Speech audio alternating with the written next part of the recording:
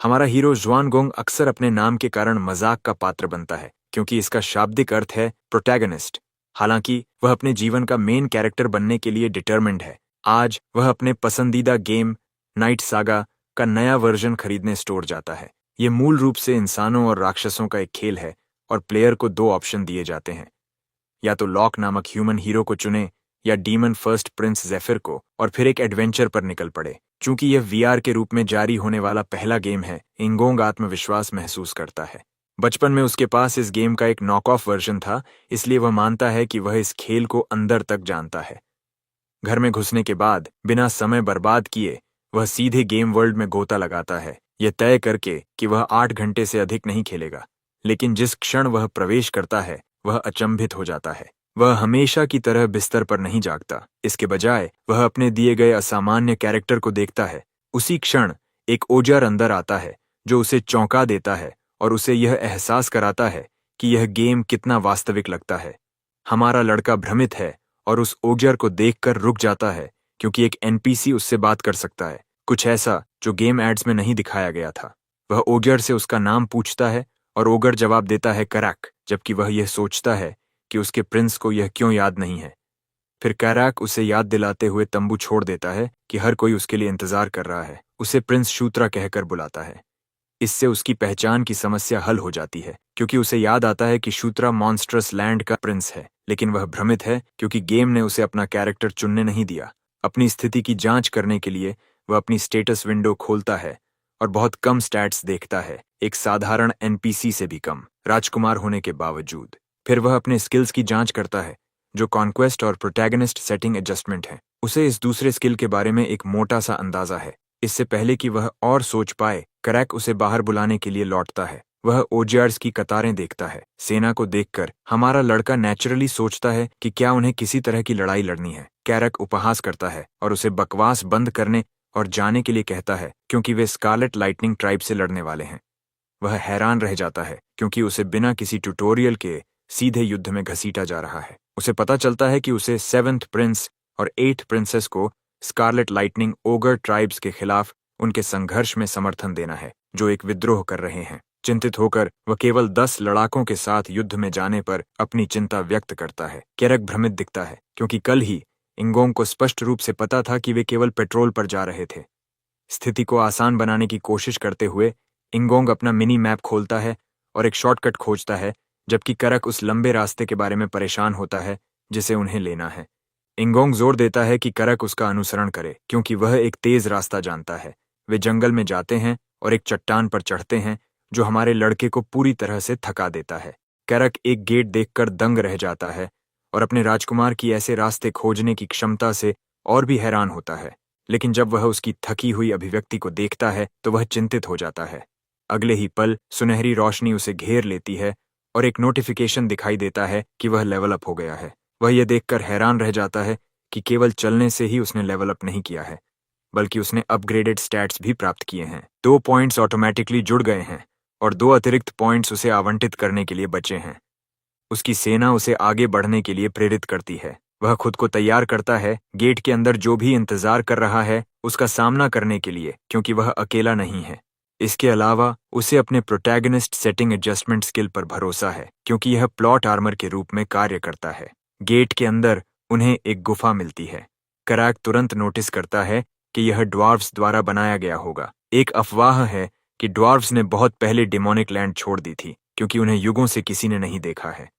अचानक वे अपने सामने खजाना चमकता हुआ देखते हैं और उनके चेहरे चमक उठते हैं। ओगर्स मानते हैं कि यह ड्वार्फ्स द्वारा छोड़ा गया होगा और तुरंत खजाना लूटना शुरू कर देते हैं। चारों ओर देखते हुए शुत्रा भी अपने लिए कुछ उपयुक्त खोजता है, लेकिन अधिकांश आइटम्स उसके लेवल से बहुत दूर हैं। कुछ उसकी मैजिक कैपेसिटी के साथ संगत नहीं है और अन्य उसके लिए ले जाने के लिए बस बहुत भारी हैं। अंत में उसे पता चलता है कि वह इस लेवल पर कुछ भी उपयोगी नहीं ले सकता है, इसलिए वह आइटम्स को अपनी इन्वेंट्री में स्टोर करने का फैसला करता है। वह जांचता है कि क्या उसके पास एक है और वास्तव में उसके पास है। इसका परीक्षण करते हुए वह एक हथियार को अंदर स्टोर करता है। उसे बस एक आइटम को छूना है और उसे स्टोर करने के बारे में सोचना है और यह तुरंत हो जाता है। अचानक वह अपने मैप पर स्कारलेट लाइटनिंग ट्राइब को आते हुए देखता है और सभी को चेतावनी देता है। अगले ही पल दीवार फट जाती है और स्कारलेट लाइटनिंग गैंग अंदर घुस जाती है। उनका नेता काई चान अपने दुश्मनों को खोजने के बारे में शेख ही बघाड़ता है।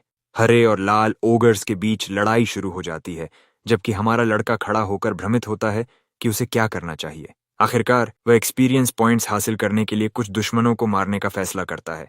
वह एक ओगर पर हमला करता है, लेकिन उसका शरीर इतना सख्त है कि उसकी तलवार टूट जाती है। लाल ओगर फिर उसकी ओर मुड़ता है। भागते समय वह एक चट्टान से ठोकर खाता है और बुरी तरह गिरता है। उसका एचपी एक अंक तक गिर जाता है। जैसे ही लाल ओगर उसे खत्म करने वाला होता है, उसका ओजड़ दोस्त अंदर दौड़ता है और उसे बचाता है। उसे तुरंत वहां से निकल जाने का आग्रह करता है।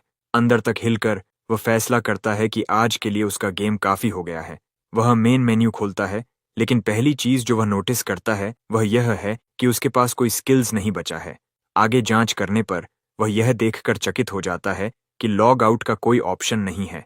एकमात्र निष्कर्ष जो वह निकाल सकता है वह भयानक है कि वह गेम के अंदर फंस गया है। उसी क्षण कैचन आगे बढ़ता है और सीधे उसकी ओर मैजिक का एक विस्फोट भेजता है। हमारा लड़का यहाँ मरना नहीं चाहता, लेकिन मैजिक उसे पूरी तरह से खत्म कर देता है। उसकी पलकें भारी हो जाती हैं और जैसे ही वह आखिरकार अपनी आंखें बंद करता है, उसका एचपी शून्य तक गिर जाता है। वह अपनी आंखें खोलता है और खुद को एक शून्य जैसे स्थान में पाता है। एक पल के लिए वह घबरा जाता है, ये सोचकर कि वह मर गया होगा। अगले ही पल एक उज्ज्वल प्रकाश प्रकट होता है और उसके भीतर एक महिला खड़ी होती है, जो उसे सूचित करती है कि वह यहाँ आने वाला फीका है। वह उसे कॉन्कर करने, गुलाम बनाने और फिर शासन करने की सलाह देती है। इससे पहले कि वह कुछ समझ पाए, वह उज्ज्वल प्रकाश से टकराता है और अगले ही पल वह फिर से अपनी आंखें खोलता है, इस बार युद्ध के मैदान पर। इस बीच दोनों ओजर क्लैंस भयंकर रूप से टकरा रहे हैं। कई चांद सोचता है कि हरे ओगर्स इतने छोटे बल के साथ आने के लिए मूर्ख हैं। वह अपने आदमियों को उन सभी को मिटा देने का आदेश देता है। फिर वह हमारे लड़के को वहां खड़ा देखता है। सुनहरी रोशनी उसके शरीर को घेरे हुए है। एक नोटिफिकेशन उसे सूचित करता है कि उसने टेलीकिनेसिस की क्षमता को जगाया है। उसने कभी ऐसा स्किल नहीं सीखा, लेकिन आगे जांच करने पर उसे पता चलता है कि टेलीकिनेसिस उसके नाइट ऑफ कॉन्क्वेस्ट स्किल की एक उपश्रेणी है। काईचान अपने मिनियंस को शुत्रा को मारने का आदेश देता है, जबकि हरे ओजर्स नेचुरली उसकी रक्षा के लिए एक घेरा बनाते हैं। अपनी नोटिफिकेशन स्क्रीन को देखते हुए शुत्रा को याद आता है कि नाइट ऑफ कॉन्क्वेस्ट एक मानक नाइट क्लास नहीं है। वह नहीं समझता कि उसने यह क्षमता कैसे प्राप्त की, फिर भी यह उसके दिमाग में अंकित महसूस होता है, कुछ ऐसा जिसे वह इंस्टिंक्ट से उपयोग कर सकता है। वह एक स्पेल का जाप करता है, अपने under the Kings banner skill को सक्रिय करता है। यह क्षमता आसपास के सभी सहयोगियों को पावर बूस्ट प्रदान करती है। हरे ओगर्स तुरंत अपने शरीर में अत्यधिक शक्ति भरते हुए महसूस करते हैं। अपनी नवजात शक्ति से प्रोत्साहित होकर वे आगे बढ़ते हैं और दुश्मन पर हमला करते हैं। जल्दी से उन्हें ओवरवेलमिंग करते हैं और हरा देते हैं।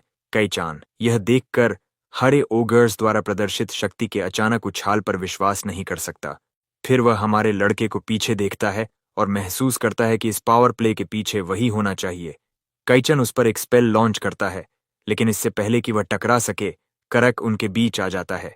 अपनी क्षमता का फिर से उपयोग करते हुए शुत्रा करक की शक्ति को बढ़ाता है और उसे आगे बढ़ने का आदेश देता है। एक तेज गति में करक काईचान का गला काट देता है।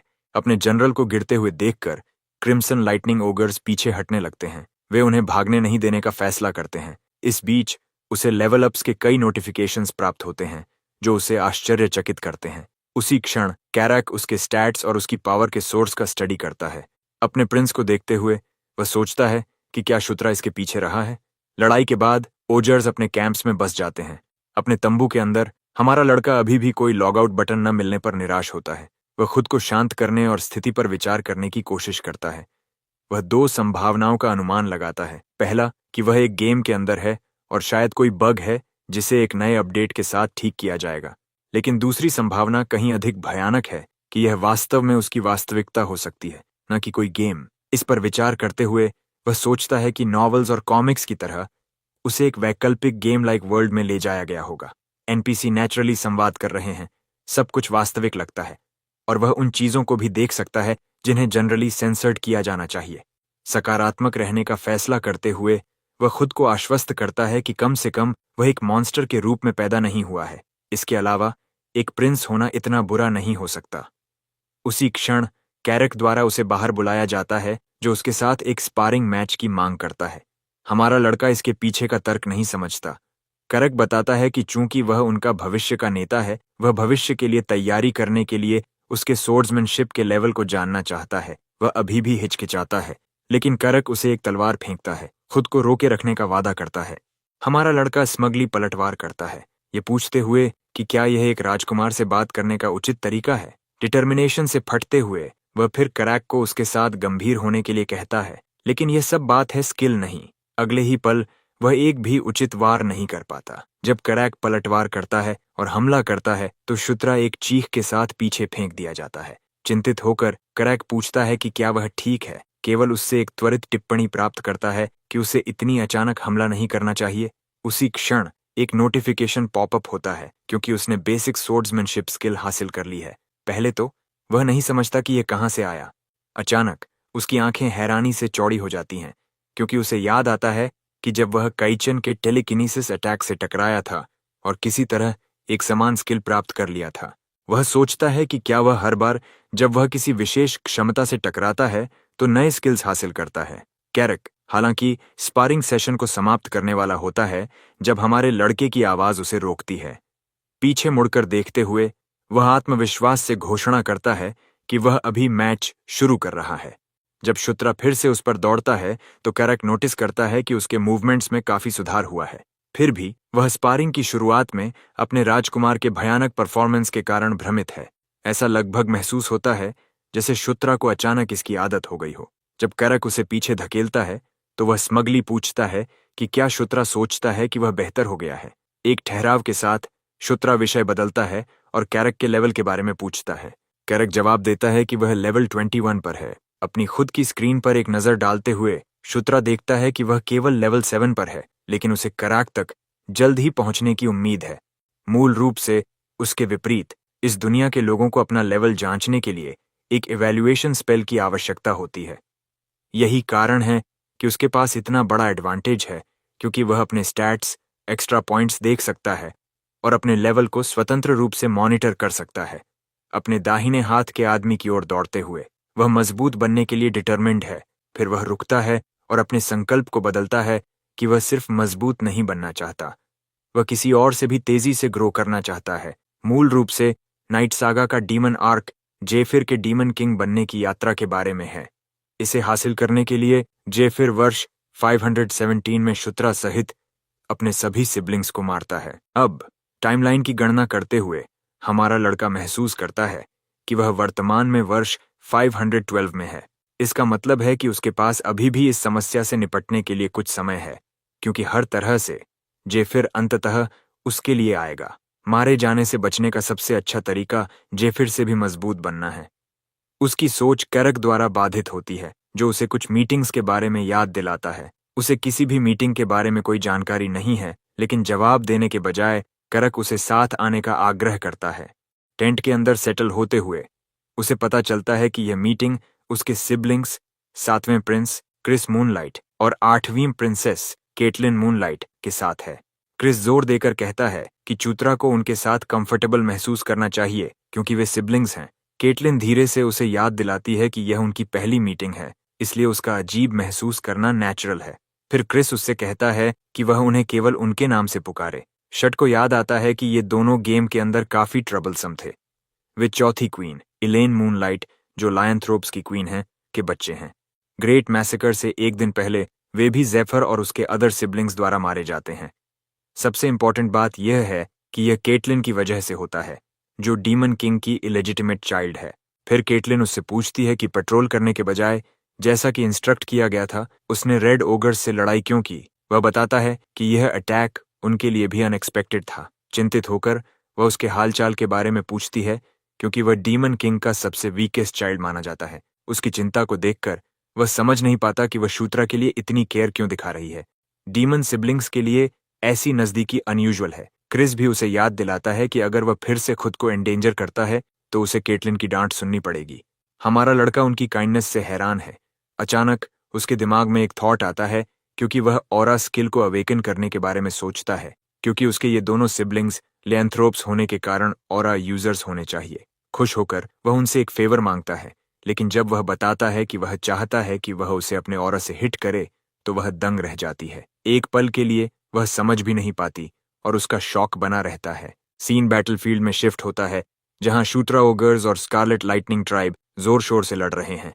उनमें से लाइटनिंग ट्राइब का एक ओगर जनरल बैंडल पर अटैक करता है, लेकिन वह उसे तुरंत मार देता है। अगले ही पल जनरल सबको खत्म करने का ऑर्डर इश्यू करता है और सबसे ज्यादा किल्स करने वाले फाइटर को रिवॉर्ड देने का वादा करता है। सीन फिर से बदलता है और वह खुद को उसी वॉइड लाइक प्लेस में पाता है। वही महिला उसके सामने खड़ी है। अगले ही पल वह पास में अन्य आकृतियों को देखता है, ऐसे लोग जिन्हें वह गेम के कैरेक्टर्स के रूप में याद नहीं करता। वह अपने बेड पर जागता है और पहली चीज जो वह देखता है वह करैक का चेहरा है, जिससे वह चौंक जाता है। कैरिक उसे बताता है कि वह केटलिन के ऑरा स्ट्राइक से नॉकड आउट हो गया था। अगले ही पल उसे एहसास होता है कि उसने ऑरा स्किल को अवेकन कर लिया है। कैरिक भी इसे नोटिस करता है और विश्वास नहीं कर पाता कि हमारा लड़का सिर्फ एक हिट से ऑरा को अवेकन करने में कामयाब रहा। वह इसे एडमिट करता है। कैरिक सोचता है कि क्या प्रिंस ने लाइटनिंग क्लैन के खिलाफ उनकी हालिया लड़ाई के दौरान उसी मोजो का इस्तेमाल किया था, जिसे वह फिर से एडमिट करता है। फिर हमारा लड़का पूछता है कि जब वह बाहर था तो क्या कुछ सिग्निफिकेंट हुआ। कैरिक उसे बताता है कि मेन फोर्स ने क्रिम्सन लाइटनिंग क्लैन के खिलाफ पहले ही बैटल जीत ली है। यह उसे चौंकाता है, क्योंकि उसने सोचा था कि वह अपने 7वें और 8वें सिबलिंग के साथ केवल रेड ओगर्स का सामना करने के लिए थे। कैरिक समझाता है कि ट्राइब उनके छोटे से फोर्स द्वारा अकेले पराजित होने के लिए बहुत बड़ी है। जब शूत्रा मेन फोर्स के कमांडर के बारे में पूछता है तो करैक जवाब देता है कि वह जनरल बंडल था। उसे गेम से बंडाल याद आता है, जो सबसे मजबूत कैरेक्टर्स में से एक था, जिसकी उसने ज़ेफार के रूप में अपने समय के दौरान सचमुच एडमायर किया था। लेकिन फिर वह रुक जाता है, ये याद करते हुए कि जनरल बंडाल अंततः वर्ष 515 में ज़ेफर का सबॉर्डिनेट बन जाता है। इसका मतलब है कि चूत्रा के पास अब एक रेयर अपॉर्चुनिटी है। अगर वह जल्दी मूव करता है तो वह ज़ेफर को चांस मिलने से पहले ही बंडल को अपना सबॉर्डिनेट बना सकता है। वह उसके बारे में सब कुछ जानता है, यहाँ तक कि उसका फेवरेट फूड भी। हालांकि ट्रबलसम पार्ट ये है कि बंडाल केवल उसी के सामने झुकता है जो उसे ड्यूअल में हराता है। फिर भी शूत्रा इस नॉलेज का फायदा उठाने के लिए डिटर्मिन्ड है और बंडाल की लॉयल्टी सिक्योर करने के लिए उसके पास जो टाइम है उसका उपयोग करने की योजना बनाता है। बाद में केटलिन के कैंप में हमारा लड़का मूनलाइट सिबलिंग्स को अपना फर्स्ट लेवल ऑरा दिखाता है। क्रिस ये देखकर अस्टॉनिश्ड है कि उसने सिर्फ एक ही दिन में बिगिनर लेवल ऑरा में मास्टरी हासिल कर ली। उन्हें पता नहीं है शूत्रा ने अपने सभी स्टैट पॉइंट्स ऑरा में डाल दिए थे, क्योंकि यह टेलीकिनेसिस की तुलना में फिजिकल कैपेबिलिटीज को कहीं अधिक बूस्ट प्रदान करता है। क्रिस अभी भी इम्पॉसिबिलिटी से हैरान है, अनुमान लगाता है कि यह शूत्रा के गंडरवा के कारण संभव हुआ होगा। फिर क्रिस पूछता है कि क्या वह एक अंडरग्राउंड मैप बना सकता है। शट को एहसास होता है कि वह इसके लिए अपने मिनी मैप का उपयोग कर सकता है और जल्दी से पेन और पेपर मांगता है। थोड़ी देर बाद वह एक डिटेल्ड मैप ड्रॉ करता है, जिससे उसे अपने बड़े भाई से प्रेज मिलती है। इम्प्रेस्ड होकर मूनलाइट सिबलिंग्स सजेस्ट करते हैं कि उन्हें टनल्स के इस नॉलेज का उपयोग बचे हुए स्कारलेट लाइटनिंग ओगर्स पर एम्बुश करने के लिए करना चाहिए, जिनमें से अधिकांश को मेन फोर्स ने पहले ही खत्म कर दिया है। उसके बाद क्रिस उससे एक फेवर पूछता है। बाद में शूत्रा खुद को कैरिक और उसके सबॉर्डिनेट्स के साथ एरिया में पेट्रोल करते हुए पाता है। सबसे छोटा भाई होने के कारण उसे अक्सर ऐसे मीनियल टास्क्स दिए जाते हैं। हालांकि कैरिक कंटेंट है, ये कहते हुए कम से कम इस बार उनके पास रीइंफोर्समेंट्स हैं, जिससे चूत्रा अग्री करता है, ये कहते हुए कि यह केवल उनकी कड़ी मेहनत के कारण है। उसी क्षण वह एक रोब में लिपटी केटलिन को देखता है। वह उसे अपनी प्रेजेंस के बारे में चुप रहने का आग्रह करती है, क्योंकि उसकी योजना गुप्त रूप से उनका फॉलो करने की है। वह समझाती है कि वह तभी इंटरवीन करेगी जब कोई लाइफ थ्रेटनिंग स्थिति उत्पन्न होगी, अन्यथा उसे सिचुएशन को खुद हैंडल करना होगा, क्योंकि यह उसकी ट्रू अकॉम्प्लिशमेंट है। यह सुनकर शट को अपनी बहन की सैनिटी पर संदेह होता है। उसकी कंपेनियन, एक महिला, खुद को सेरा केटलिन की एजिटेंट के रूप में इंट्रोड्यूस करती है। वे केव में आगे बढ़ते हैं, जहां उन्हें खाली चेस्ट्स मिलते हैं, जो ड्वार्व्स के लेफ्ट ओवर्स होने चाहिए, जो शायद पहले ही अपना वैल्यूएबल्स ले जा चुके होंगे। शट जोर से सोचता है कि वेपन्स क्यों छोड़ दिए गए थे, और कैरिक जवाब देता है कि ड्वार्व्स ने शायद इन पर्टिकुलर वेपन्स को वैल्यूएबल नहीं माना। तभी कैरिक किसी के आने की आहट सुनता है। शट अपना मैप चेक करता है और कंफर्म करता है कि एनिमीज उनकी तरफ आ रहे हैं। फ्लेमिंग सोर्ड जल्दी से एक्ट करते हुए वह अपना इन्वेंट्री ओपन करता है और फ्लैश स्पेल की एक सिंगल बॉटल निकालता है, एक आइटम जिसे उसने ऐसी इमरजेंसीज के लिए ही स्टोर किया था।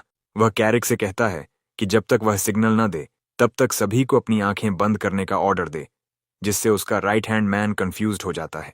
कुछ ही देर में वे केव के अंधेरे में अनगिनत आंखें चमकती हुई देखते हैं।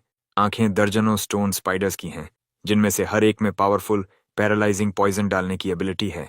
फ्लैश स्पेल थ्रो करने के बाद वह सबको अपनी आंखें बंद करने का ऑर्डर देता है, क्योंकि स्पेल ब्लाइंडिंग लाइट में फट जाता है। फ्लैश स्टोन स्पाइडर्स को वीकन कर देता है, ऐसे क्रीचर्स जो अंधेरे में पनपते हैं। बिना किसी हेजिटेशन के वह अपने सबॉर्डिनेट्स को उन्हें मारने का कमांड देता है। वे आगे बढ़ते हैं, वेपन्स ड्रॉ करके, और वीकेंड स्पाइडर्स का स्लॉटर शुरू कर देते हैं। अपना मैप चेक करते हुए वह छोटे डॉट्स के बीच एक बड़ा रेड डॉट नोटिस करता है, जो लीडर का एक इंडिकेटर है, क्योंकि स्टोन स्पाइडर्स हमेशा एक के लीड में ग्रुप्स में ट्रैवल करते हैं। वह तुरंत करैक को बॉस को हैंडल करने के लिए उसके पीछे आने का ऑर्डर देता है। बिना एक शब्द कहे दोनों सीधे उसकी ओर बढ़ते हैं। करैक समय बर्बाद नहीं करता है और मॉन्स्टर पर अपनी एक्स स्विंग करता है, लेकिन स्ट्राइक उसके कठोर एक्सोस्केलेटन पर केवल एक उथला स्क्रैच छोड़ता है। हमारा लड़का महसूस करता है कि बॉस का आउटर शेल एक्सेस जैसे वेपन्स के लिए लगभग इम्यून है। फायर ही एकमात्र वीकनेस है जो इसे नीचे ला सकती है, लेकिन उसके पास फायर मैजिक का उपयोग करने की कोई एबिलिटी नहीं है। बॉस गरजता है जैसे ही वह उनकी ओर कदम बढ़ाता है। दोनों टेंस हो जाते हैं। शट बताता है कि उन्हें इसे हराने के लिए फायर की जरूरत है। करैक बताता है कि उनके पास इस सिचुएशन में फायर प्रोड्यूस करने का कोई तरीका नहीं है। उसी क्षण केटलिन की आवाज गूंजती है, जो उसे अपनी सोड उठाने के लिए कहती है। वह इंस्टिंक्टिवली ओबे करता है। अगले ही पल उसकी ब्लेड फ्लेम्स में फट जाती है। वह शांति से पूछती है कि क्या वह लड़ने के लिए उसके लिए काफी है। एक और पल बर्बाद किए बिना वह बॉस पर चार्ज करता है और जलती हुई सोड से उसे स्लैश करता है। स्ट्राइक एक्सोस्केलेटन के माध्यम से जलने और मॉन्स्टर को एक ही ब्लो में मारने के लिए काफी डेवस्टेटिंग है। इस अकॉम्प्लिशमेंट के बाद वह लेवल अप करता है और लेवल 9 तक पहुंच जाता है। चिंतित होकर केटलिन उसके हालचाल के साथ साथ उसके द्वारा अभी अभी उपयोग की गई एबिलिटी के बारे में पूछती है। वह इसे टाल देता है, यह कहते हुए कि यह एक तरह का ब्लेसिंग है जो उसे कभी कभी मिलता है। वह अनुमान लगाती है कि यह गंडारवा से आता होगा और वह इसे प्ले अलोंग करने का फैसला करता है। फिर भी वह क्यूरियस है। स्पाइडर के अटैक्स के प्रति उसकी रिस्पॉन्स बहुत रिफाइंड लगती है, लगभग एक एक्सपीरियंस्ड फाइटर की तरह। वह यह कहते हुए एक एक्सक्यूज बनाता है कि उसने इसे बुक्स से सीखा है, हालांकि सच तो यह है कि उसने गेम में इन क्रीचर्स से अनगिनत बार लड़ाई लड़ी है। उनकी बातचीत करक ने बाधित कर दी, जिसने एक बड़ा डोर देखा था जो उन्होंने अभी अभी खोजा था। उन्होंने यह जानने का फैसला किया कि अंदर क्या है। अंदर डोर को देखकर शूत्रा को टाउन पोर्टल देखकर झटका लगा। करक पूछता है कि क्या वह ऐसी किसी आइटम के बारे में जानता है। शूत्रा वेगली जवाब देता है कि उसके पास कुछ गेसेस हैं। फर्श पर बने पैटर्न्स की जांच करते हुए वह उन्हें ड्वार्वन क्राफ्ट के रूप में पहचानता है, कुछ ऐसा जो उसने पहले गेम में हीरो कैरेक्टर्स का सिलेक्ट करते समय देखा था। उसने निष्कर्ष निकाला कि इसे एक्टिवेट करने के लिए माना की आवश्यकता है और कैटलिन को सूचित करता है कि क्रिस्टल वास्तव में एक पोर्टल है। सैरा भी डिजाइन का अध्ययन करती है और उसके निष्कर्ष से सहमत है। कैटलिन यह जानने में इंटरेस्ट दिखाती है कि पोर्टल कहाँ जाता है, जबकि सैरा सुझाव देती है कि अधिक डिटेल्स प्रदान करने वाले इंस्क्रिप्शंस के लिए एरिया की तलाशी ली जाए। उसी क्षण कैरिक को दीवार पर एक स्टोन टैबलेट मिलता है। अपरिचित स्क्रिप्ट को देखकर वह मान लेता है कि यह ड्वार्वन लैंग्वेज में लिखा गया होगा। केटलिन पूछती है कि क्या वह इसे पढ़ सकता है, लेकिन वह नकारात्मक जवाब देता है। वह सैरा की ओर मुड़ती है, जो यह भी मानती है कि वह नहीं पढ़ सकती। उनके आश्चर्य के लिए चूत्रा अचानक टैबलेट को जोर से पढ़ने लगता है। इसमें गिश्का माउंटेन पोर्टल नंबर 2 के बारे में इंफॉर्मेशन है और कहा गया है कि यह पोर्टल नंबर 3 से जुड़ा हुआ है। वह खुद स्टार्टल्ड है, यह महसूस करते हुए कि वह वास्तव में ड्वार्वन लैंग्वेज को समझ और उच्चारित कर सकता है। उसका सिस्टम उसे नोटिफाई करके इसकी पुष्टि करता है कि उसने ड्वार्वन लैंग्वेज लेवल 1 अवेकन कर लिया है। इस रेवलेशन से वह इस तरह के असामान्य तरीके से नॉलेज गेन करने की अपनी क्षमता पर सवाल उठाता है। करैक और केटलिन दोनों स्टन्ड हैं कि वह वास्तव में ड्वार्वन टंग पढ़ सकता है। सैरा, हालांकि मेन इंस्क्रिप्शन के नीचे लिखी गई कंटेंट में अधिक इंटरेस्टेड है। वह जवाब देता है कि पोर्टल को एक्टिवेशन के लिए माना इंजेक्शन की आवश्यकता है, फिर अपनी बहन को ऐसा करने के लिए कहता है। केटलिन विरोध करती है, कहती है कि वह खुद ऐसा कर सकता है। वह यह एक्सक्यूज देता है कि वह मना के साथ अनाड़ी है, बजाय इसके कि वह सच बताए कि वह बिल्कुल भी माना का उपयोग नहीं कर सकता है। आखिरकार सहमत होते हुए केटलिन अपनी माना को पोर्टल में डालती है। अगले ही पल गिश्का माउंटेन की एक प्रोजेक्टेड इमेज दिखाई देती है जो उनके वर्तमान लोकेशन से जुड़ी हुई है। इसका स्पष्ट मतलब है कि पोर्टल नंबर 3 वहां स्थित है, जो अधिक ड्वार्वन टनल्स के अस्तित्व का भी सुझाव देता है। कैरेक इस डिस्कवरी से डिलाइटेड है क्योंकि स्कारलेट लाइटनिंग ट्राइब की मुख्य सेनाएं भी गिश्का माउंटेन पर स्थित हैं। चूत्रा सहमत है, यह देखते हुए कि यह उन्हें अपने एनिमी पर एम्बुश करने का एक शानदार अपॉर्चुनिटी देता है। केटलिन फिर ग्रुप को कुछ देर रेस्ट करने का आदेश देती है, इससे पहले कि वे वापस जाकर क्रिस के साथ सिचुएशन पर डिस्कस करें। सभी सहमत हैं। अगले दिन वे क्रिस को सब कुछ रिपोर्ट करते हैं, जो इस फाइंडिंग से बेहद प्लीज्ड है और डिस्कवरी का श्रेय शट्रा को देता है। फिर वह पूछता है कि उसका छोटा भाई क्या रिवॉर्ड लेना पसंद करेगा। शट मना करने की कोशिश करता है, लेकिन क्रिस जोर देता है। अपने बड़े भाई और लीडर के रूप में वह कहता है कि ऐसी अकॉम्प्लिशमेंट के लिए उसे रिवॉर्ड देना उसकी रिस्पॉन्सिबिलिटी है। कुछ हेजिटेशन के बाद शूत्रा चेतावनी देता है कि उसका रिक्वेस्ट अनरीजनेबल लग सकता है। क्रिस उसे रियश्योर करता है। तो शूत्रा आखिरकार रिवील करता है कि वह अपने बड़े भाई से बीस्ट गॉड फिस्ट आर्ट सिखाने के लिए कहता है। इस रेवलेशन से क्रिस स्टार्टल्ड हो जाता है। वास्तव में शूत्रा जानता है कि वह अपने वर्तमान लो लेवल के कारण वेपन्स का ठीक से उपयोग नहीं कर सकता है, लेकिन मार्शल आर्ट्स, खासकर यह वाली, एक अपॉर्चुनिटी प्रस्तुत करती है। बीस्ट गॉड फिस्ट आर्ट एक रेयर और पावरफुल एस रैंक टेक्निक है जिसे आमतौर पर केवल लाइकैंथ्रोप्स की रॉयल लाइन के भीतर ही दिया जाता है। शट पूरी तरह से उम्मीद करता है कि उसका भाई मना कर देगा और जल्दी से उसे अश्योर करता है कि अगर क्रिस डिक्लाइन करता है तो उससे कोई माइंड नहीं होगा। लेकिन क्रिस उसे सिखाने के लिए सहमत होकर उसे सरप्राइज करता है। हालांकि वह चेतावनी देता है कि वह उसे सीक्रेट टेक्निक्स नहीं सिखाएगा, केवल मार्शल आर्ट का ऑरा पोर्शन सिखाएगा। वह पूछता है कि क्या शूत्रा इस रिवॉर्ड से सेटिस्फाइड है। अपने भाई की स्टन्ड साइलेंस देखकर क्रिस मान लेता है कि वह खुश नहीं हो सकता है। अपनी डेज से बाहर निकलते हुए हमारा लड़का हरिडली अश्योर करता है कि यह काफी से अधिक है। क्रिस का एक्सप्रेशन नरम पड़ जाता है और वह पूछता है कि क्या शूत्रा वास्तव में उसे अपना भाई मान सकता है। एक पल के लिए चूत्रा चुप रहता है क्योंकि ब्रदर शब्द का एक वेट है जिसका वह आदी नहीं है, लेकिन क्रिस को अपना भाई मानने का आइडिया उसे अपील करता है। तो वह सहमत होता है, क्रिस के साथ हाथ मिलाता है और अपने माइंड में स्वीकार करता है कि वह उसके साथ काम करने के लिए लुक फॉरवर्ड कर रहा है। उसी क्षण उसका सिस्टम उसे सूचित करता है कि उसने मूनलाइट सिबलिंग्स के साथ एक अलायंस बनाया है, हालांकि उसकी स्टेटस वर्तमान में नॉर्मल है। इस बीच स्कारलेट लाइटनिंग ट्राइब के एनकैंपमेंट में उन्होंने एक प्रिजनर को पकड़ लिया है जिसका इंटरोगेशन चल रहा है। स्कारलेट ओगर्स यह जानने की डिमांड करते हैं कि क्या वह शुरू से ही उनके लोगों पर अटैक करने के इंटेंशन से यहाँ आई थी।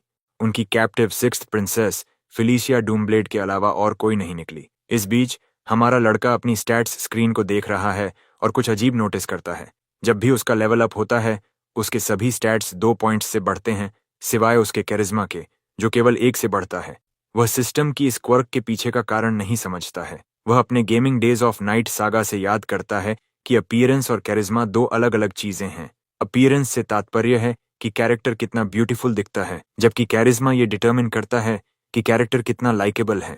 फिर भी वह इस मैटर को अभी के लिए सेट असाइड करने का फैसला करता है क्योंकि उसका ओवरऑल ग्रोथ अभी के लिए सॉलिड है। इतना ही नहीं, बल्कि वह लेवल 10 तक पहुंचने वाला भी है। गेम में जब 2 मुख्य कैरेक्टर्स जेफर एंड लॉक लेवल 10 पर पहुंचे तो उनके संबंधित skills chosen one and descendant of darkness का भी लेवल अप हुआ। इसलिए वह उम्मीद कर रहा है कि उसके स्किल्स में से एक के लिए भी ऐसा ही होगा। उसी क्षण कैरिक उसे लेने आता है, कहता है कि उन्हें जाने की जरूरत है। बाहर निकलने पर कैरिक शूत्रा के अच्छे मूड को नोटिस करता है और इसका कारण पूछता है। वह मैटर को टाल देता है और अपने ट्रूप की ओर मुड़ता है, फिर उन्हें आगे बढ़ने का ऑर्डर देता है। थोड़ी देर बाद ओजार्स अपने वुल्व्स के साथ अंडरग्राउंड टनल्स में काम कर रहे हैं। इस बीच लीडर्स पास में इकट्ठा होते हैं, मेजेस को देखते हैं जो पोर्टल की इन्वेस्टिगेशन कर रहे हैं।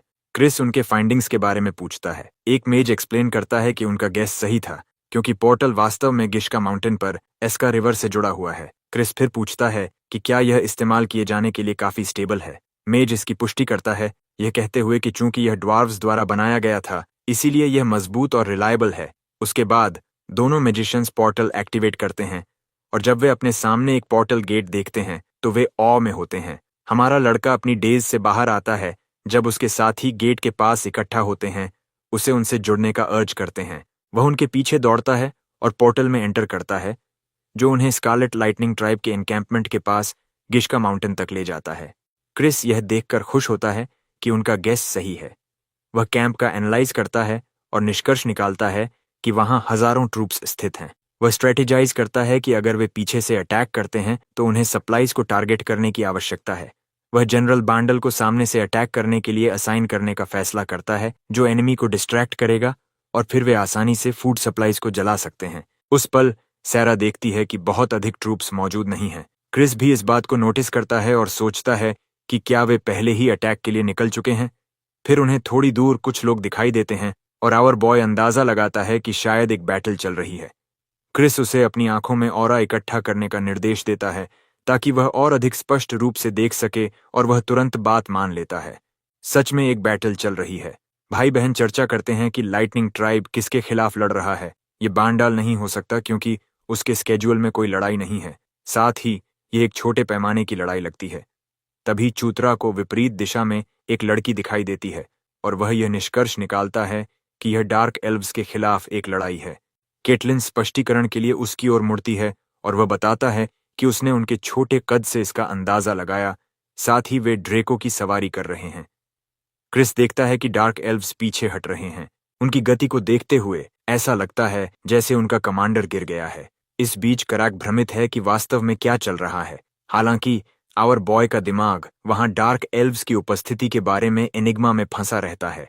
थोड़ी देर बाद वे वापस आते हैं और जनरल बंडल के साथ बातचीत शुरू करते हैं, जो ड्वार्फ्स पोर्टल की उनकी खोज से काफी संतुष्ट है। वह इतनी वैल्यूएबल आइटम खोजने के तरीके में रुचि दिखाता है। क्रिस इसका सारा श्रेय शूत्रा को देता है, लेकिन वह इसे किस्मत बताकर टाल देता है।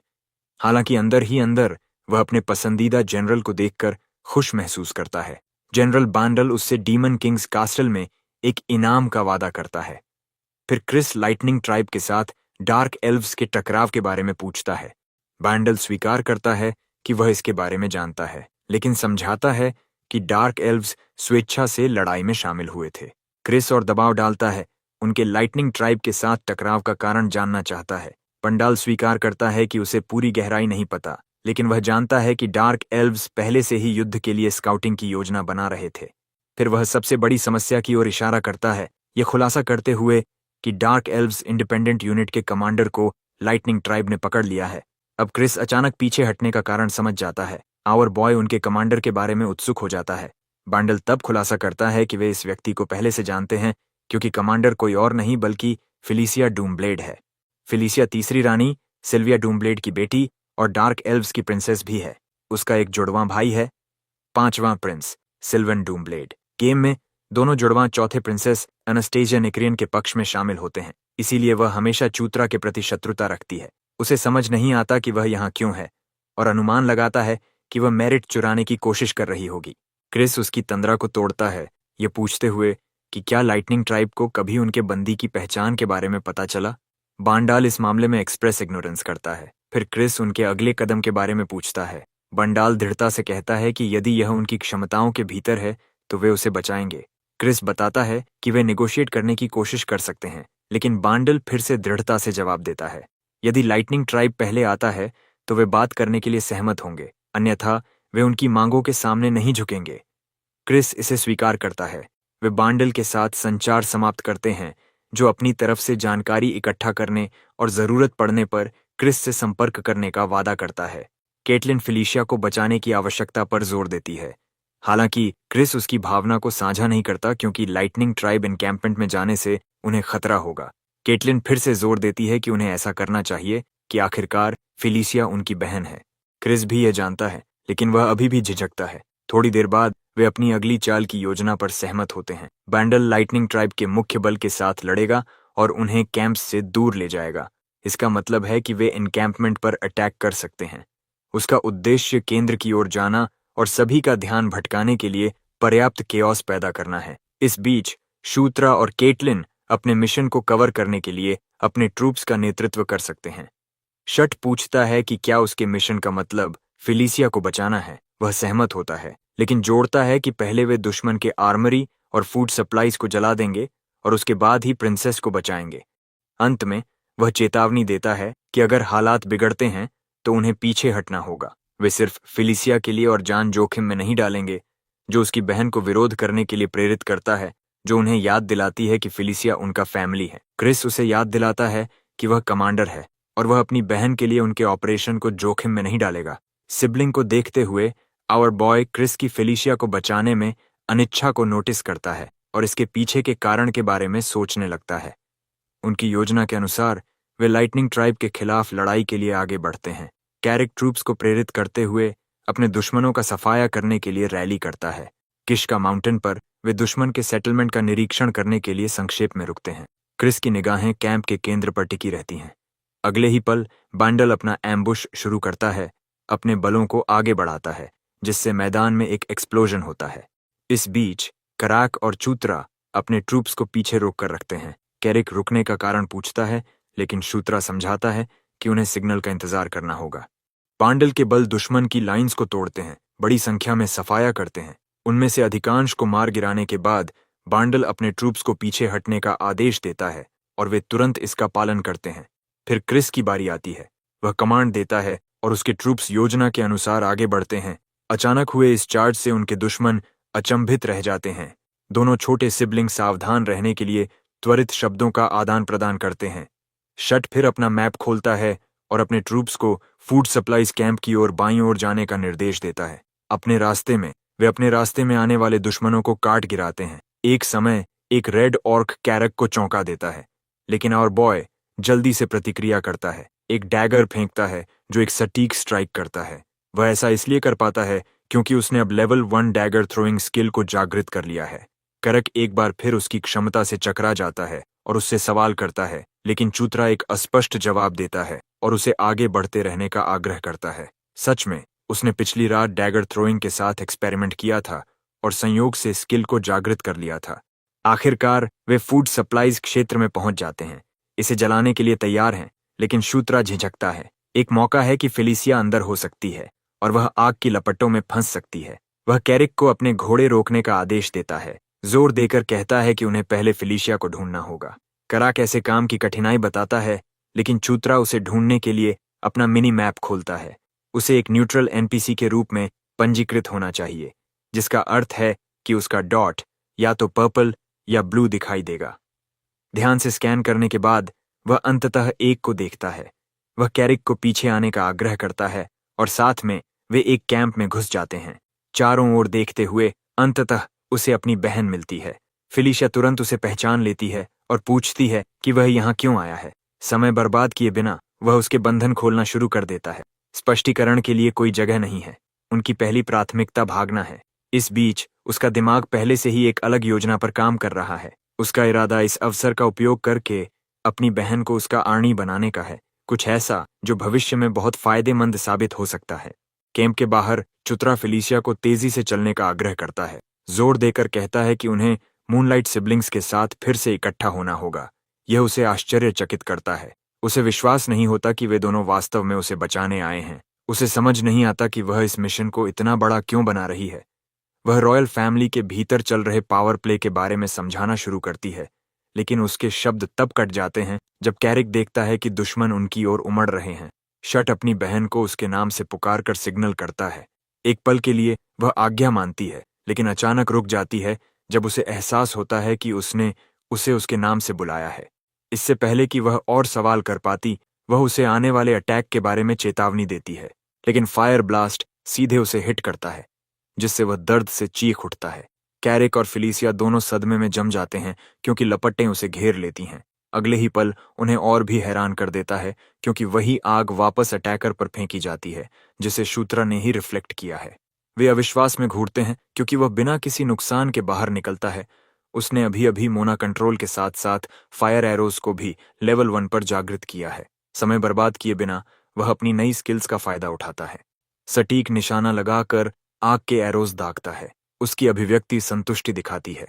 आखिरकार उसकी अपनी एक मैजिक स्किल लेवल 1 पर भी यह घातक साबित होती है क्योंकि एक और दुश्मन गिर जाता है। उसके फायर एरो से मारा गया। उसकी जीत की खुशी पीछे से एक और अटैक से कट जाती है। पीछे मुड़कर वह इसे एक आइस एरो स्ट्राइक के रूप में पहचानता है, लेकिन नोटिस करता है कि टारगेट वह नहीं है, यह फेलिशिया है। वह चिंता से आगे बढ़ती है, लेकिन वह उसे रोकता है। अपनी आंखों में एक दृढ़ चमक के साथ वह इंतजार करता है, उम्मीद करता है कि अगला ब्लो एक आइस अटैक होगा ताकि वह एक आइस स्किल हासिल कर सके। जैसा कि उम्मीद थी, आइस एरो उसे हिट करता है और तुरंत वह लेवल 1 आइस एरो हासिल कर लेता है। हालांकि उसकी खुशी अल्पकालिक होती है। थकान की एक लहर उस पर हावी हो जाती है और वह गिर जाता है। उसका सिस्टम एक चेतावनी फ्लैश करता है। उसका एचपी लगभग खत्म हो चुका है, केवल 13 पॉइंट्स बचे हैं। अपने आप में बड़बड़ाते हुए वह खुद को चेतावनी देता है कि एक और हिट न ले, नहीं तो उसका शरीर बच नहीं पाएगा। उस पल फिलिशिया ताना मारती है, उसे शील्ड करने के लिए डांटती है। वह उसे याद दिलाती है कि वह उनके सिबलिंग में सबसे कमजोर है और उसे प्रोटेक्शन की जरूरत होनी चाहिए, न कि उसे। वह महसूस करता है कि उसने उसके एक्शंस को गलत समझा है। उसे एक तरफ धकेलने से उसे लगता है कि वह उसकी प्रोटेक्ट कर रहा था। फिर भी, जबकि वह उससे उसकी जादू चलाने की अचानक क्षमता के बारे में सवाल करती है। इस बीच कुछ उसका ध्यान खींचता है। दुश्मन फिलिशिया के स्पेल से मारा गया है, और जैसे ही वह उसके शरीर से आइस एरो निकालती है, वह घाव को भरना शुरू कर देती है। उस पल उसका सिस्टम उसे सूचित करता है कि उसने लेवल 1 हीलिंग मैजिक हासिल कर लिया है। घाव को बंद होते हुए देखकर वह अपनी बहन की एक मैजिशियन के रूप में प्रतिभा की प्रशंसा करता है। वह पूछती है कि क्या वह अब बेहतर महसूस कर रहा है, और वह जवाब देता है कि वह कर रहा है। हालांकि वह यह भी नोटिस करता है कि उसकी हीलिंग उसके ब्लड को भी भरती हुई लगती है, कुछ ऐसा जो उसे स्पष्ट रूप से भ्रमित करता है। इससे पहले कि वह कुछ क्लैरिफाई कर पाता, एक विशाल ब्लड ओगर एक क्रोधित बैल की तरह उनकी ओर चार्ज करता है। फेलिशिया अविश्वास में घूर रही है। वह इस विशेष मॉन्स्टर से अनफेमिलियर है। शांति से वह समझाता है कि यह एक म्यूटेटेड स्पीसीज है। वह विश्वास नहीं कर सकती कि उन्हें आगे बढ़ने के लिए सचमुच इस भयानक चीज से पार पाना होगा। वह उदास होकर सहमत होता है, और जब ओजार आखिरकार उन पर झपट्टा मारता है, तो उनमें से कोई भी सीधे उसका सामना करने की हिम्मत नहीं करता। वे तुरंत मुड़ते हैं और दौड़ना शुरू कर देते हैं। उन्हें अभी तक कोई आइडिया नहीं है कि इस तरह के बीस्ट से कैसे निपटा जाए। जब वे भाग रहे होते हैं, तो ब्लड ओगर की गति उसके विशाल आकार के बावजूद तेज साबित होती है। इस प्रॉब्लम से निपटने के लिए फेलिशिया जल्दी से एक प्लान बनाती है। शट को उसे कुछ टाइम देना होगा, जबकि वह उस मॉन्स्टर को उड़ाने के लिए एक पावरफुल स्पेल तैयार करती है। हालांकि शट को नहीं पता कि यह कैसे करना है। जब ओजार के जबरदस्त बल के नीचे जमीन टूट जाती है, तो डेस्परेशन उसे कार्य करने के लिए मजबूर करती है। वह उसे एग्रो करने के लिए सहमत होता है। हालांकि फेलिशिया इस अजीब शब्द को नहीं समझती। कैराक की ओर मुड़ते हुए वह उसे वह मूव दोहराने का आदेश देता है जो उन्होंने पहले किया था। कैराक बिना किसी झिझक के सहमत होता है। शट अपनी इन्वेंट्री से ड्वार्फन डैगर निकालता है, जो अब उसके लेवल अप की वजह से इस्तेमाल किया जा सकता है। वह इसे जमीन में छेदता है और अपने skill under the Kings banner को एक्टिवेट करता है, जिससे कैरक की स्टेमिना और पावर बढ़ जाती है। ब्लड ओगर कैरक पर चार्ज करता है, लेकिन वह अपने वेपन से उसके वार को रोकता है और उसके सीने पर एक जोरदार पंच मारने से पहले उसे पीछे धकेलता है। उसी समय फेलिशिया चुपके से बीस्ट के पीछे फिसल जाती है और उसके पैरों के नीचे एक चिकना ग्रीस स्पेल करती है, जिससे वह विशालकाय गिर जाता है। कैराक हवा में ऊंचा कूदता है और ओगर के सीने पर जोर से वार करता है, जिससे उसकी सांस अटक जाती है। चुतरा को राहत महसूस होती है कि उन्होंने आखिरकार सबसे शक्तिशाली दुश्मनों में से एक को गिरा दिया है। भले ही अभी भी बहुत सारे बाकी हैं, अचानक उसे सुनहरी रोशनी घेर लेती है। अपनी स्टेटस विंडो खोलकर वह यह देखकर शॉक्ड हो जाता है कि वह आखिरकार लेवल 10 पर पहुंच गया है। इतना ही नहीं, बल्कि उसका प्रोटैगनिस्ट सेटिंग एडजस्टमेंट भी लेवल अप हो गया है। उसका main skill protagonist setting adjustment level 2 तक पहुंच जाता है, जिससे एक नई पैसिव एबिलिटी अनलॉक होती है। अधीरता से वह यह देखने के लिए क्लिक करता है कि वह क्या है। उसने बैटलफील्ड प्रोटेक्शन को लेवल 1 पर एक्वायर कर लिया है, जो उस पर लक्षित किसी भी अटैक की एक्यूरेसी को थोड़ा कम कर देता है। वह मुश्किल से विश्वास कर पाता है कि यह मूल रूप से एक स्टॉर्म ट्रूपर इफेक्ट है, वही ट्रोप जो फिल्मों में देखा जाता है, जहां बुलेट्स या वार हमेशा हीरो को बाल बाल चूक जाते हैं। इस स्किल के साथ प्रोटैगनिस्ट प्लॉट आर्मर को दोहराने की उसकी संभावनाएं बस आसमान छू गईं। उसके विचारों को फेलिशिया की अर्जेंट वॉइस से काट दिया जाता है, क्योंकि दुश्मनों का एक झुंड उनकी ओर दौड़ता है। वह विंड वर्ल और रेज कास्ट करती है, एक मिनिएचर टॉर्नेडो बनाती है जो दुश्मन की रैंक्स को फाड़ देता है। करीब से देखते हुए शुत्रा को कुछ रियलाइज होता है कि यह वास्तव में कोई स्पेल नहीं है, भले ही वह ऐसा दिखता हो। इसके बजाय यह स्पिरिट्स का आह्वान है। उसे याद आता है कि डार्क एल्व्स अपनी भयावह रेप्यूटेशन के बावजूद अभी भी एल्व्स हैं, जिनमें मैजिक के लिए नेचुरल अफिनिटी है, और फेलिशिया, उसकी बहन, स्पष्ट रूप से एक नेचुरल बॉर्न स्पिरिट समनर है। उसे अपने समन्ड स्पिरिट के साथ इतनी जबरदस्त माइट से लड़ते हुए देखकर शुत्रा लालची होने से खुद को रोक नहीं पाता। वह गुप्त रूप से चाहता है कि उसकी समनिंग एबिलिटीज में से एक उसे स्ट्राइक करे, ताकि वह अपने लिए भी उसी पावर को अवेकन कर सके। आसमान में एक पीला फ्लेयर दिखाई देता है, जो पीछे हटने का अलार्म है। ये सोचते हुए कि क्या कोई खतरे में है, हीरो ऑर्किड को सेना के साथ पीछे हटने का आदेश देता है और केटलिन मूनलाइट के पास अकेले जाता है। फिलिसिया डूमब्लेड भी उसे बचाने के रिपे करने के लिए उसके साथ शामिल हो जाती है। इस प्रकार वे आगे बढ़ते हैं, यह उम्मीद करते हुए कि 8वीं प्रिंसेस स्कारलेट लाइटनिंग ट्राइब के हाथों पकड़ी नहीं गई होगी। छठी प्रिंसेस उससे उसके इतनी चिंता करने का रीजन पूछती है। हालांकि वह दावा करता है कि यह सिर्फ इसलिए है क्योंकि वे सिबलिंग हैं। सच तो यह है कि वह यह अलायंस के लिए कर रहा है। इस बीच केटलिन मूनलाइट अपनी पावर्स का उपयोग करके उस पर चार्ज कर रहे ओजर्स पर वार करना जारी रखती है। उन्हें अपनी मुट्ठी से मारने के बाद वह एक और फायर बेस्ड स्किल कास्ट करती है, जिससे वे दर्द में कराहते हुए छूट जाते हैं। हालांकि उनमें से 2 उसके स्पेल को तोड़कर उस पर झपट्टा मारते हैं। अचानक अटैक के बावजूद वह अपना बैलेंस बनाए रखती है और अपने वेपन को घुमाती है, उन्हें अपनी पावर्स से युद्ध के मैदान में दूर फेंक देती है। इस समय तक शुत्रा और फिलिशिया डूमब्लेड भी आ चुके होते हैं, इसलिए वह उनसे पूछती है कि वे पीछे क्यों नहीं हटे। जब वह उन्हें देखने के लिए मुड़ती है तो वह सुरक्षित देखकर फिलिशिया डूमब्लेड को गले लगाने के लिए कूदने से खुद को रोक नहीं पाती है। जब वे गले मिलते हैं तो हीरो मैप की जांच करता है और उन्हें उनकी ओर वापस आ रहे दुश्मनों के बारे में वार्न करता है। इसलिए वे उससे रास्ता दिखाने के लिए कहते हैं, जबकि वे पीछे का कवर करेंगे। एक बार जब वे पोर्टल से वापस आते हैं तो 8वीं प्रिंसेस इस बात पर अपना सरप्राइज व्यक्त करती है कि हीरो कितना मैच्योर और स्मार्ट हो गया है।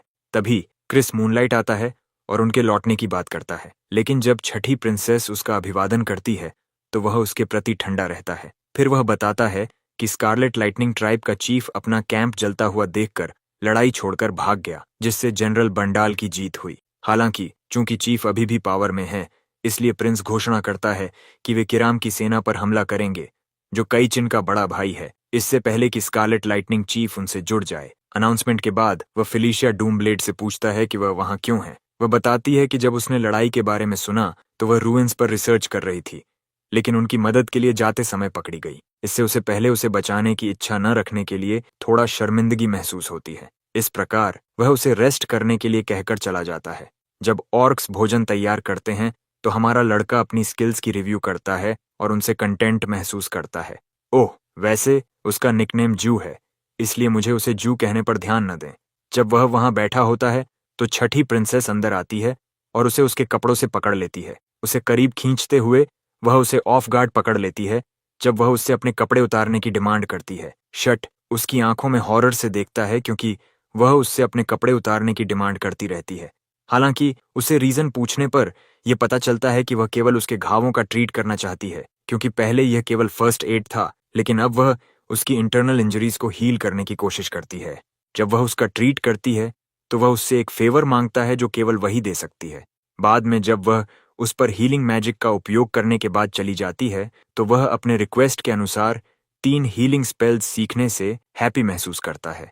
इसके अलावा आज वह दिन है जब वह लाइकेंथ्रोप्स की symbolic martial art beast fist art की वेयरवुल्फ ब्रांच सीखने जा रहा है। उनमें से वेयरवुल्फ की बीस्ट फिस्ट आर्ट फाउंडेशन है। यही वजह है कि केटलिन मूनलाइट उसे वह सिखाने का फैसला करती है। वह समझाती है कि बीस्ट फिस्ट आर्ट इंटरनल और एक्सटर्नल ऑरा दोनों का उपयोग करती है और वह अब इंटरनल ऑरा के उपयोग की बेसिक्स सीखेगा। जैसा इंस्ट्रक्टेड है, हीरो इंटरनल ऑरा को महसूस करने के लिए अपनी आंखें बंद कर लेता है, जो सोल की पावर के करीब है।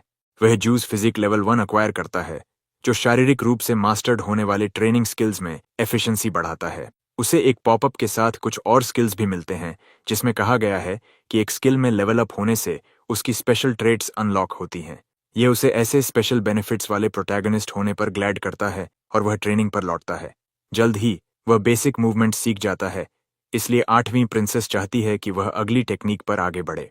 अचानक एक वुल्फ दौड़कर केटलिन मूनलाइट के पास आता है, जिससे वह अलार्म्ड हो जाती है कि काम्स यूनिट वैनिश हो गई है। 7वें प्रिंस द्वारा सभी 4 सिबलिंग के लिए एक मीटिंग बुलाई जाती है, जहां वह प्रोक्लेम करते हैं कि कायरम को उनके प्लान की भनक लग गई है।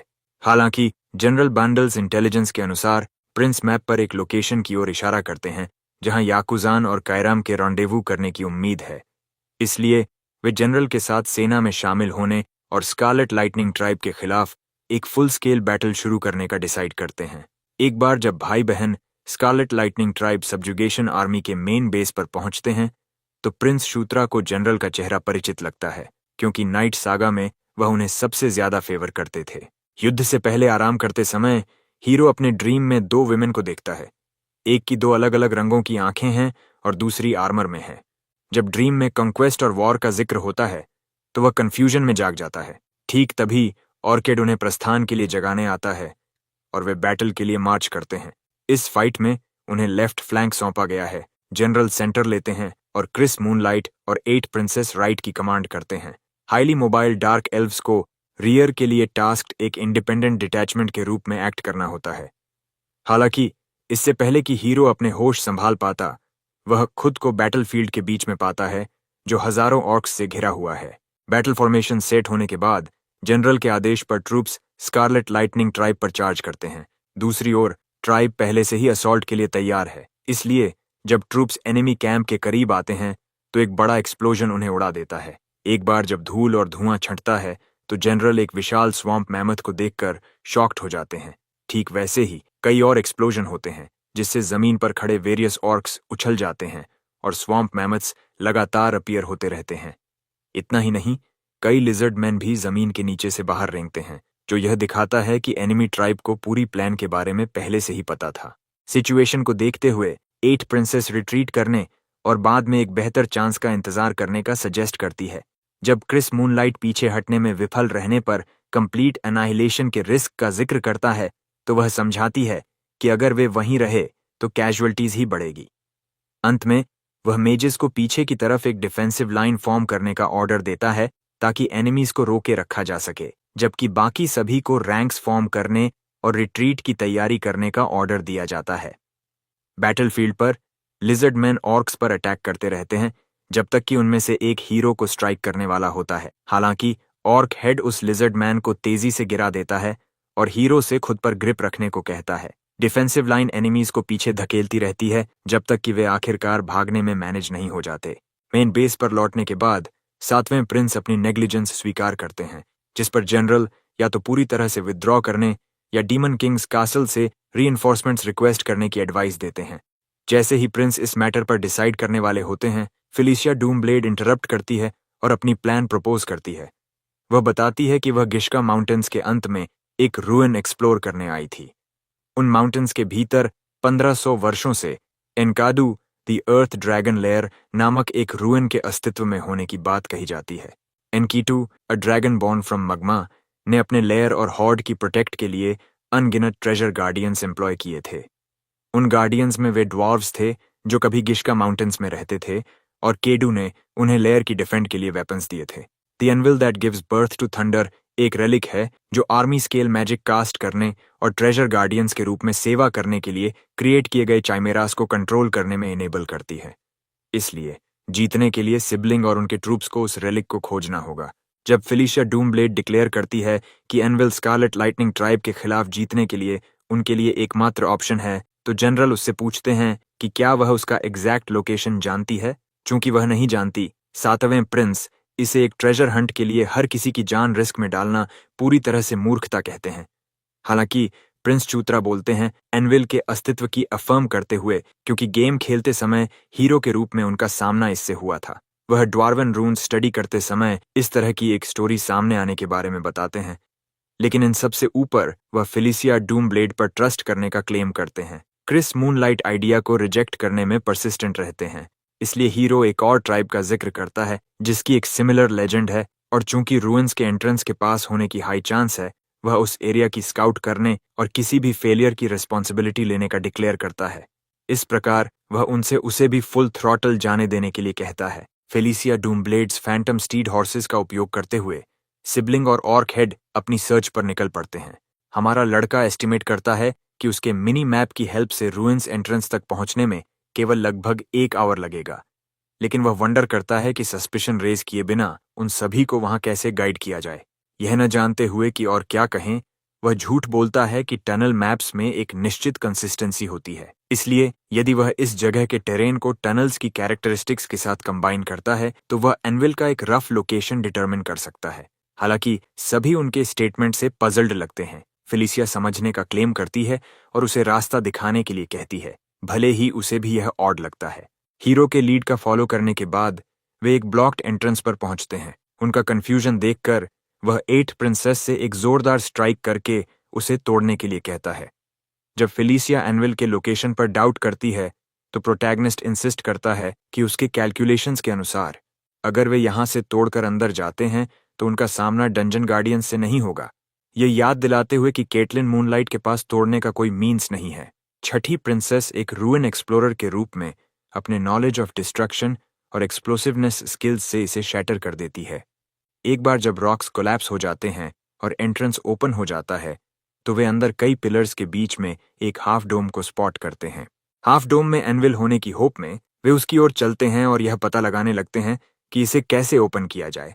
इस बीच फेलिसिया अपने आसपास की 9 स्टैच्यूज पर नोटिस करती है, जिनमें से केवल 3 के पास वेपन्स हैं। चूंकि वेपन्स ड्वार्वन मेड हैं, वे रियलाइज करते हैं कि उन्हें शेष स्टैच्यूज को भी ऐसे वेपन्स से इक्विप करना होगा। इससे पहले कि वे वरी कर सकें कि उन्हें कहां से ऑब्टेन किया जाए, हीरो रिवील करता है कि पिछले टनल एक्सपेडिशन के दौरान उसने 6 ड्वार्वन सोर्ड्स पिकअप किए थे। बहरहाल जैसे ही वे हर स्टैच्यू को एक ड्वार्वन सोर्ड हैंड करते हैं, हाफ डोम से एक ब्राइट लाइट शाइन होती है और वह ओपन होने लगता है। एक बार जब यह पूरी तरह से ओपन हो जाता है तो the anvil that gives birth to thunder को देखकर उनकी आंखें जॉय से चमक उठती हैं। एनविल का साइट उन्हें शॉक करता है, लेकिन बिना समय बर्बाद किए छठी प्रिंसेस सोचती है कि इसे कैसे एक्टिवेट किया जाए। वह हीरो और ऑर्क हेड को अपनी प्लेसेस पर रहने का ऑर्डर देती है, जबकि बाकी सभी को सर्कल पर 3, 6 और 9 मार्क्स पर पोजीशंस लेने का डायरेक्ट करती है। खुद को एक्सप्लेन करते हुए वह स्टेट करती है कि वे डिस्क में मना इन्फ्यूज करेंगे, उसकी ओर से स्टार्ट करके फिर क्लॉकवाइज प्रोसीड करेंगे, जिसमें मना ग्रेजुअली इंक्रीज होगी।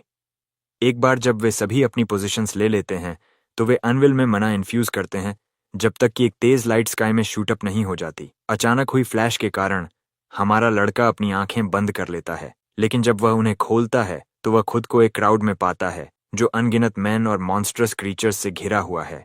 इससे पहले कि वह सिचुएशन ग्रास्प कर पाता, एक ग्रफ और लाउड नॉइज इको होती है, क्योंकि एक टेरिफाइंग ड्रैगन ऊपर उड़ता हुआ दिखाई देता है। वॉइस कमांड करती है कि वे महान इनकाडू के सेक्रेड नेस्ट की प्रोटेक्ट करें और डीमन और ह्यूमन रेल्म्स के बीच खड़े होने वाले गेटकीपर बने। अचानक हीरो की आंखें खुल जाती हैं और वह खुद को फ्लोर पर लेटा हुआ पाता है। उसे एहसास होता है कि वह ड्रैगन ब्लैक ड्रैगन था और केडू तथा बाकी सब भी इसकी पुष्टि करते हैं, हालांकि वे विजन को समझ नहीं पाते। फेलिसिया घोषणा करती है कि एनविल इसे प्रकट करेगी। हालांकि जैसे ही वह उसे छूती है, एक बैंगनी एनर्जी की बड़ी लहरें बाहर निकलती हैं जो सीधे उसे प्रभावित करती हैं। जब हीरो मदद करने की कोशिश करता है तो वह भी इस अजीब एनर्जी से प्रभावित होता है और उन्हें बताया जाता है कि कडू के माना में इस अर्थ ड्रैगन को जीतना होगा, क्योंकि उसका ट्रायल उन पर डाला गया है जिनके पास अनुमति नहीं है। थोड़ी देर बाद एनर्जी आखिरकार कम हो जाती है, साथ ही एनविल का आकार भी सिकुड़ जाता है और वह एक हैमर में बदल जाता है।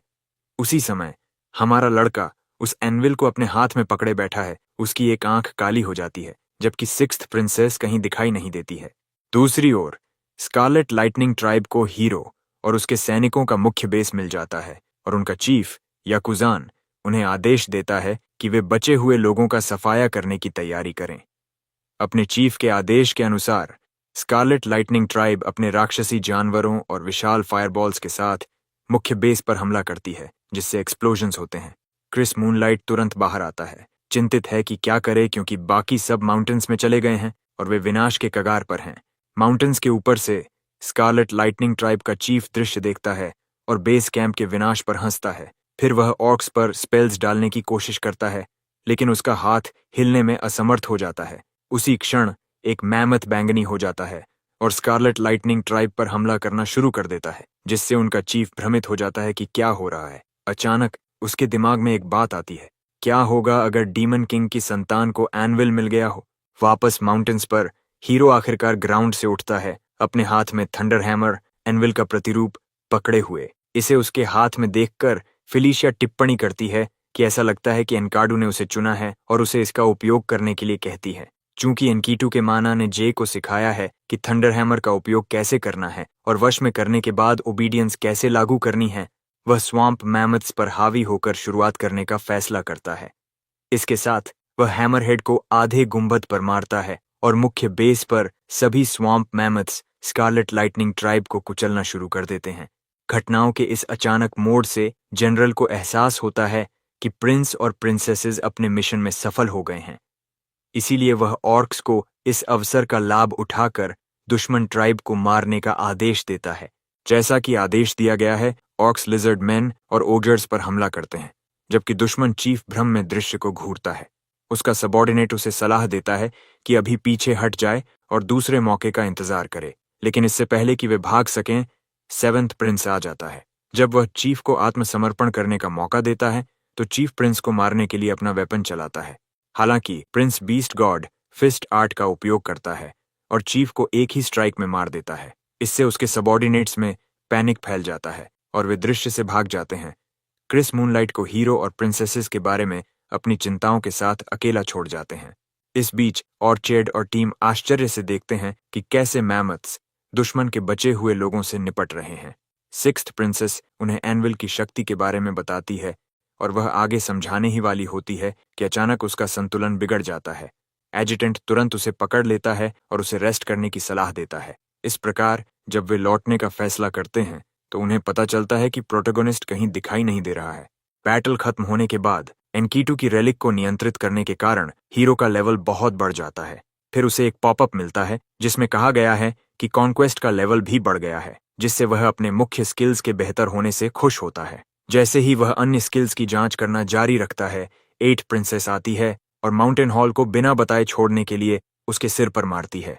उसे डांटने के बाद वह उसे बताती है कि वे रात के लिए यहीं कैंप करेंगे क्योंकि फिलिसिया बेहोश हो गई है।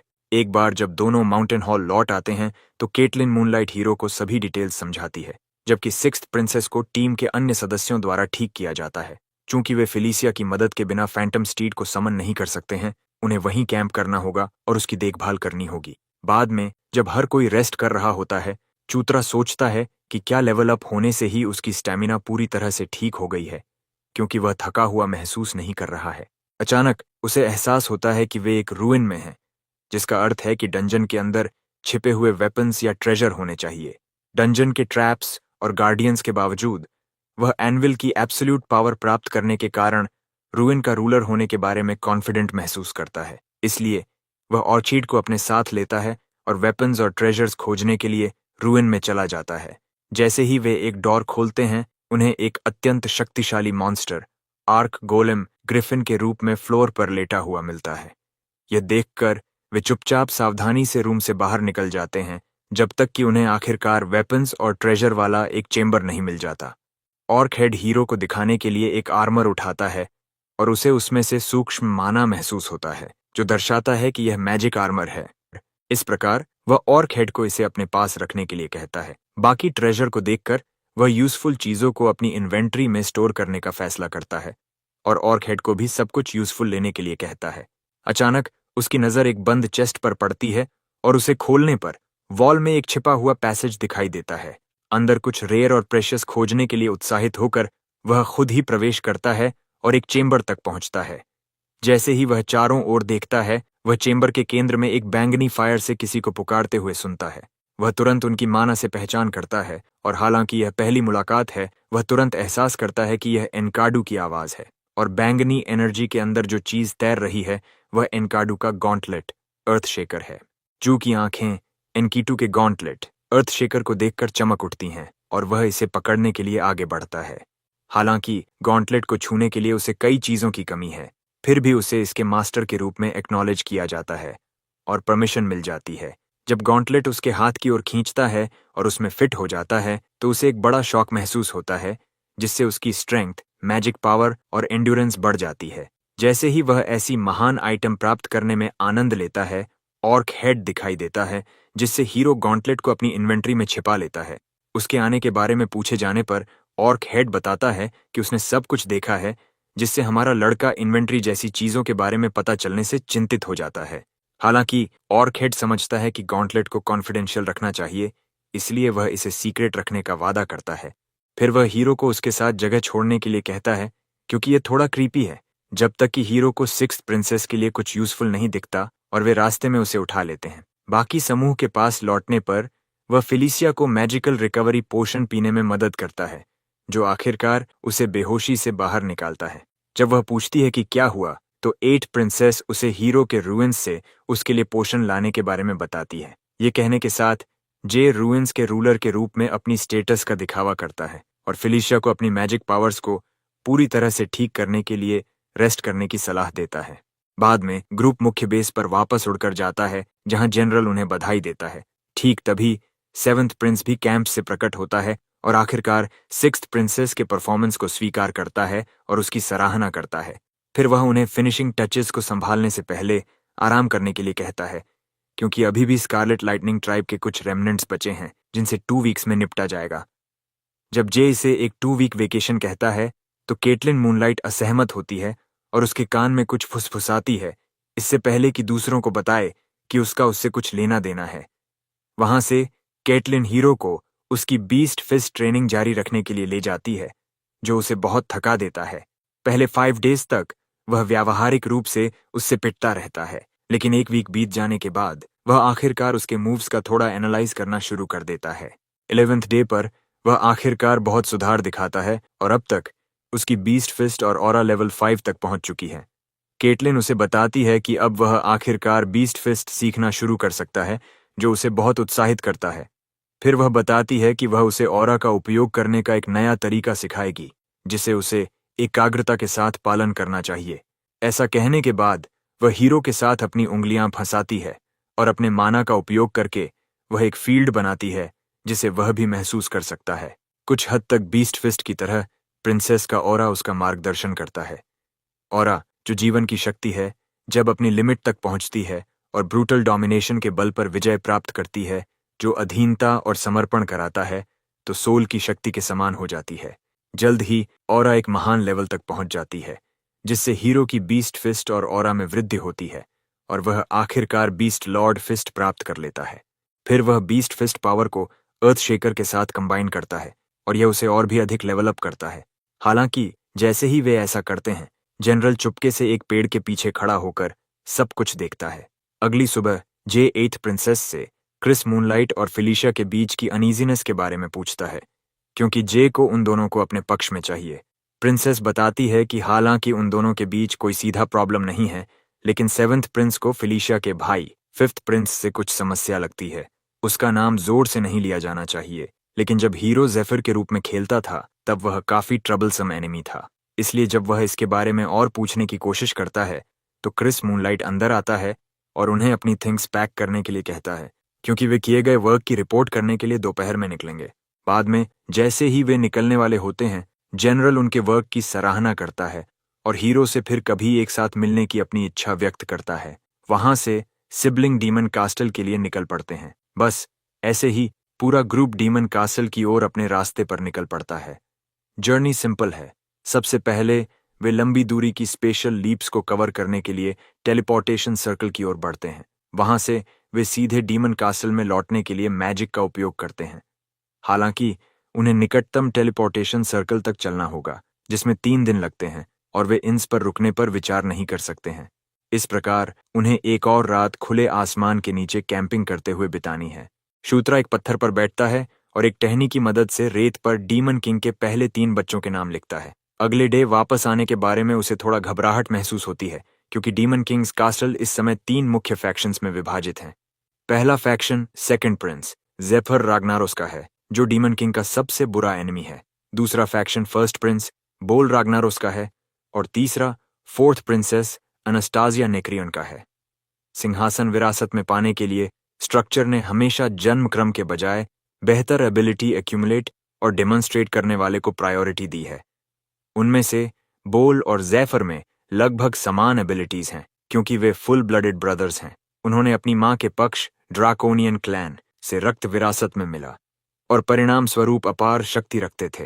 हालांकि अगर उनमें से किसी एक को चुनना है, तो सबसे बड़ा बेटा बोल सबसे मॉडरेट नेचर्ड वाला है। फिर भी यह चॉइस कोई मायने नहीं रखती है, क्योंकि उस निश्चित डे के बाद सब कुछ बदलने वाला है। इसीलिए प्रोटैगोनिस्ट ने वह सब कुछ तैयार करने का फैसला किया है जो वह कर सकता है, और उसके लिए उसे पहले लेवल अप करना होगा जब तक कि वह पूरी तरह से अर्थक्वेकर का उपयोग न कर सके, और फिर अपनी नई गेन्ड स्ट्रेंथ किंग्स नाइट्स का सर्वोत्तम उपयोग करे। बाद में वह अपनी किंग्स नाइट स्किल को एक्टिवेट करता है और नाइट ऑर्डर बनाया जाता है। जब वह स्किल का डिटेल्स देखता है तो वह यह जानकर आश्चर्यचकित होता है कि यह सिर्फ एक और समनिंग टाइप स्किल नहीं है जैसा कि उसने उम्मीद की थी। तो वह सोचता है कि क्या यह किसी प्रकार का गिल्ड सिस्टम हो सकता है, क्योंकि इसमें बफ्स, नाइट ट्रेनिंग और यहां तक कि समनिंग भी है। इस प्रकार वह इसे एक ब्रोकन स्किल मानता है। वह यह सोचकर एक्साइटेड हो जाता है कि एक बार यह लेवल अप हो जाने पर यह कितना मजबूत हो जाएगा। जब वह यह सब अपने आप से बात कर रहा होता है तो कराक दिखाई देता है। आखिरकार उसे पता चलता है कि शूत्रा इतने समय से कहाँ था। वह हीरो पर चिल्लाने लगता है कि वे सुबह जल्दी उठने वाले हैं, फिर भी वह अभी भी अवेक है, और वह हीरो को वापस जाने के लिए कहता है। ऑर्क हेड के शब्दों को नजरअंदाज करते हुए प्रोटैगनिस्ट की आंखें चमक उठती हैं और वह ऑर्क हेड से पूछता है कि क्या वह एक एक्सपेरिमेंट आजमाना चाहता है। कुछ सोचने के बाद कैरिक एक्सपेरिमेंट का हिस्सा बनने के लिए सहमत हो जाता है, और जैसा कि हीरो ने बताया वह एक घुटने पर झुक जाता है। शूत्रा फिर अपनी सोर्ड निकालता है और उसे ऑर्क हेड के कंधे पर रखता है, ये कहते हुए कि वह कराक को अपना नाइट नियुक्त करता है। ऐसा कहने पर करक कुछ अजीब महसूस करता है और घोषणा करता है कि ऐसा लगता है कि प्रोटैगनिस्ट के प्रति उसकी लॉयल्टी बढ़ गई है। जैसा उसने कहा, ऑर्क हेड का लेवल वास्तव में 24 तक बढ़ जाता है, जिससे हीरो को अपनी अकॉम्प्लिशमेंट पर गर्व महसूस होता है। जब करक अपने शरीर के माध्यम से बहने वाली स्ट्रेंथ के बारे में पूछता है तो शूत्रा जवाब नहीं देता है और उससे पूछता है कि क्या वह वर्ल्ड में सबसे मजबूत ऑर्क बनना चाहता है। ऑर्क हेड चुपचाप वहां खड़ा रहता है, जबकि हीरो बड़बड़ाता है कि वह करक को नाइट सागा में सबसे शक्तिशाली ऑर्क एम्परर कैसे बनाएगा, कोई ऐसा व्यक्ति जो ड्रैगन रेस के बराबर हो जाएगा। अगली सुबह ग्रुप आखिरकार निकटतम टेलीपोर्टेशन सर्कल पर पहुंच जाता है और वे सभी डीमन कास्टल तक पहुंचने के लिए एक साथ अंदर कदम रखते हैं। सर्कल तेजी से चमकता है, जिसके परिणाम स्वरूप टेलीपोर्टेशन सेंटर के ऊपर से बड़ी मात्रा में एनर्जी एमिशन होता है। जल्द ही पूरे ग्रुप को डीमन कासल में एक जगह फेंक दिया जाता है।